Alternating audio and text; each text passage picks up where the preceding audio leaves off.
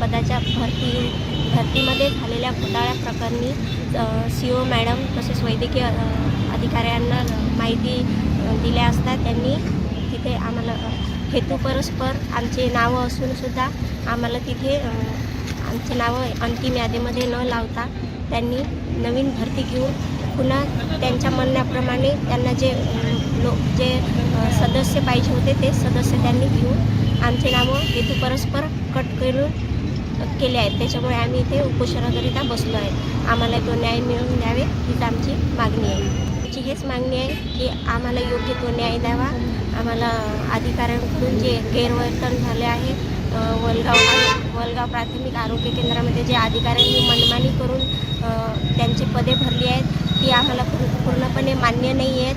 तर त्यांनी ट्रान्सपरन्सी ठेवून पुन्हा भरती प्रक्रिया घ्यावी हेच आमचे म्हणणे आहे. माझं नाव प्रियंका सचिन खैरकर, मी वलगाव येथे रहिवासी आहे. आम्ही जी वलगावला जी आशा भरती झालेली आहे आशा सेविकेची, तिथे पूर्ण तिन्ही ज्या आता लिस्टमध्ये प्रमाणे ज्या तिन्ही लागलेल्या आहेत त्यात तिन्ही SC कास्टला लागलेल्या आहे. इथे पूर्णपणे कास्टला प्राधान्य देण्यात आलेलं आहे.